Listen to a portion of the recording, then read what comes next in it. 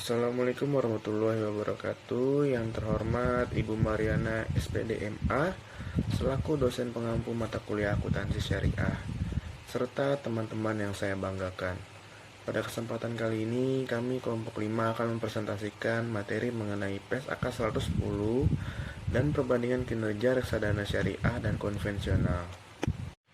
Sebelum lanjut ke pembahasan materi, saya selaku moderator ingin memperkenalkan anggota kelompok dari kelompok 5. Yang pertama yaitu ada Beren Putra Saninda dengan NIM 2008063. Yang kedua ada Amalia Novi dengan NIM 20080694090. Yang ketiga ada Fikron Ahmad dengan NIM 20080694097. Dan yang terakhir ada Bunga Febri dengan NIM 21080694115. Selanjutnya yaitu table of content dari presentasi kali ini. Yang pertama itu ada pesan pembahasan materi. Pembahasan materi pada kali ini yaitu sejarah PES AK 110 serta ikhtisar ringkas PES AK 110. Dan pembahasan artikel pada kali ini yang pertama yaitu ada pendahuluan, ada metode, hasil dan pembahasan, kesimpulan, pembelajaran yang bisa diambil, serta kelebihan dan kekurangan. Selanjutnya kita masuk ke dalam pembahasan materi. Pembahasan materi yang pertama yaitu sejarah PES AK 110. Pernyataan standar akuntansi keuangan 110 atau akuntansi sukuk PES AK 110 pertama kali dikeluarkan oleh Dewan Standar Akuntansi Syariah Ikatan Akuntan Indonesia atau disingkat DSAS IAI pada tanggal 26 Oktober 2011. Setelah pertama kali disahkan pada tahun 2011, PES AK 110 direvisi pada bulan Februari 2015, terutama terkait klasifikasi investasi sukuk yang mengacu pada revisi atas International Financial Reporting Standards dan Financial Instruments. Selanjutnya ada ikhtisar ringkas PSAK 110. PSAK 110 mengatur pengakuan, pengukuran, penyajian, dan pengungkapan transaksi suku ijarah dan suku mudharabah. Pernyataan ini diterapkan untuk entitas yang melakukan transaksi suku ijarah dan suku mudharabah, baik segi penerbit suku maupun investor suku. Suku sendiri adalah efek syariah berupa sertifikat atau bukti kepemilikan yang bernilai sama dan mewakili bagian yang tidak tertentu atau tidak terpisahkan dan tidak terbagi atas yang pertama aset berwujud tertentu, kedua manfaat atas aset berwujud tertentu baik sudah ada maupun yang akan ada, ketiga jasa yang sudah ada maupun yang akan ada, keempat aset proyek tertentu, dan kegiatan investasi yang telah ditentukan. Selanjutnya ada perbedaan akuntansi penerbit dan akuntansi investor. Untuk pengakuan awal, akuntansi penerbit suku ijaroh diakui pada saat entitas menjadi pihak yang terkait dengan ketentuan suku ijaroh. Suku ijaroh diakui sebesar nilai nominal, disesuaikan dengan premium atau diskonto, dan biaya transaksi terkait penerbitannya. Sedangkan untuk pengakuan awal akuntansi investor, entitas mengakui investasi pada suku ijaroh dan suku mudharabah sebesar biaya perolehan. Kemudian untuk penyajiannya, akuntansi penerbit suku ijarah disajikan sebagai liabilitas, sedangkan akuntansi investor, pendapatan investasi dan beban amortisasi disajikan secara neto dalam laba rugi. Kemudian untuk pengungkapan, akuntansi penerbit untuk suku ijarah, entitas mengungkapkan hal sebagai berikut. Yang pertama, uraian tentang persyaratan utama dalam penerbitan suku ijarah, termasuk ringkasan akad syariah yang digunakan, aset atau manfaat yang mendasari, besaran imbalan, nilai nominal, jangka waktu, dan persyaratan penting lain. Yang kedua, penjelasan mengenai aset atau manfaat yang mendasari penerbitan suku ijarah termasuk jenis dan umur ekonomik, serta lain-lain. Sedangkan untuk pengungkapan akuntansi investor, entitas mengungkap hal sebagai berikut. Yang pertama, klasifikasi investasi berdasarkan jumlah investasi. Kedua, tujuan modal usaha yang digunakan. Ketiga, jumlah investasi yang diklasifikasikan jika ada penyebabnya. Keempat, nilai wajar untuk investasi yang diukur pada biaya perolehan, dan lain-lain.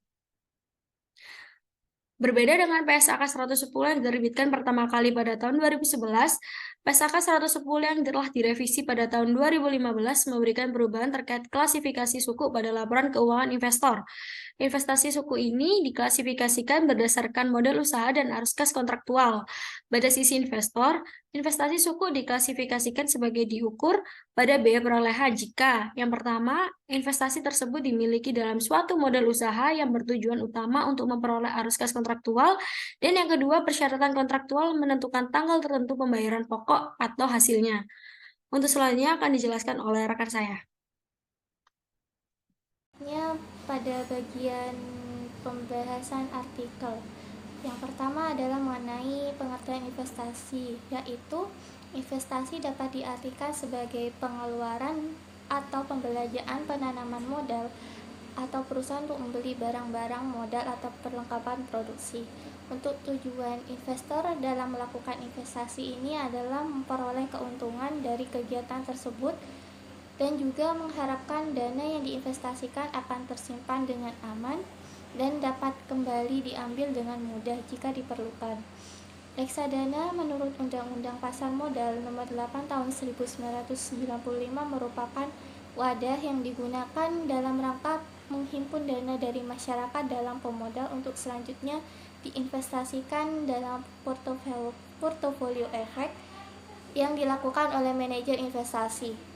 Menelaah dari grafik yang ada pada artikel menunjukkan semakin meningkatnya peminat reksadana syariah dari tahun 2003 sampai 2014 dan juga semakin banyaknya produk reksadana syariah yang bermunculan.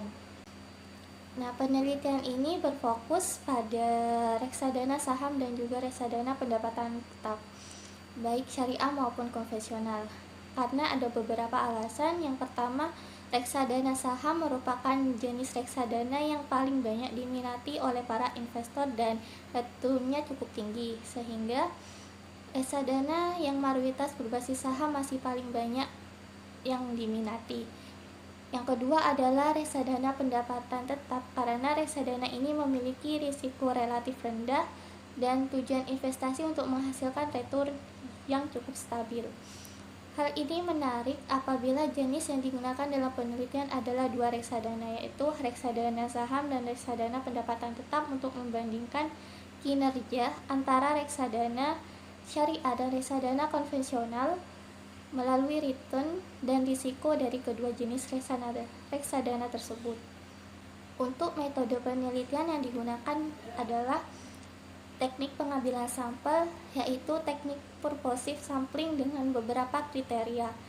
Untuk populasi dalam penelitian, yaitu reksadana konvensional dan juga reksadana syariah dengan jenis saham dan pendapatan tetap pada akhir periode 2010 sampai 2014, yaitu reksadana saham konvensional sebanyak 42 reksadana. Yang kedua ada reksadana pendapatan tetap sebanyak konvensional sebanyak 93 reksadana. Yang ketiga ada reksadana saham sebanyak 22 reksadana. Yang terakhir adalah reksadana pendapatan tetap syariah sebanyak 8 reksadana. Untuk metode analisis yang digunakan adalah uji Piret sampel t-test, yaitu uji beda sampel berpasangan. Untuk materi selanjutnya akan dijelaskan oleh rekan kelompok saya. Baik, saya akan mempresentasikan yang selanjutnya, yaitu hasil analisis data. Yang pertama, pada return reksadana saham konvensional dan return reksadana saham syariah, bahwa terdapat perbedaan yang signifikan, yaitu rata-rata return reksadana syariah lebih tinggi dibandingkan dengan rata-rata return reksadana saham konvensional. Hal ini menandakan bahwa semakin meningkatnya peminat reksadana saham syariah dari tahun ke tahunnya.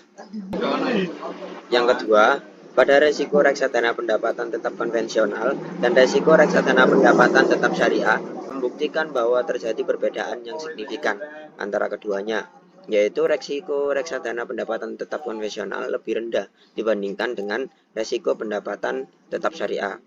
Hal ini menunjukkan bahwa resiko reksadana syariah melalui standar deviasi antara return realisasi dengan return ekspektasi masih dapat ditolerir atau masih dapat dalam batas.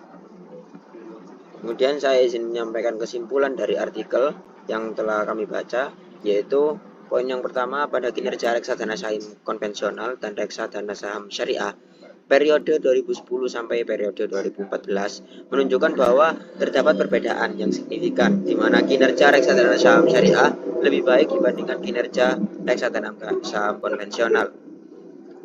Kemudian poin yang kedua adalah kinerja reksadana pendapatan tetap konvensional dan reksadana pendapatan tetap syariah periode 2010 sampai 2014 menunjukkan terdapat perbedaan yang signifikan, yaitu di mana reksadana pendapatan tetap konvensional memiliki risiko yang lebih tinggi dibandingkan reksadana pendapatan tetap syariah. Kemudian menurut Undang-Undang Pasar Modal Nomor 8 Tahun 1995 yang merupakan wadah yang dipergunakan dalam rangka menghimpun dana dari masyarakat dalam pemodal untuk selanjutnya diinvestasikan dalam portofolio efek yang dilakukan oleh manajer investasi. Peminat reksadana semakin tinggi setiap tahunnya, terbukti dalam grafik pertumbuhan reksadana dari 31 Oktober tahun 2013 sampai 24 Desember 2014 yang diupload oleh situs Investa. Untuk memenuhi kegiatan masyarakat yang notabene-nya beragama Islam, tidak sedikit dari lembaga keuangan berbasis syariah juga mengeluarkan reksadana syariah. Yang membedakan reksadana syariah dengan konvensional adalah kebijakan investasi yang berbasis pada prinsip Islam.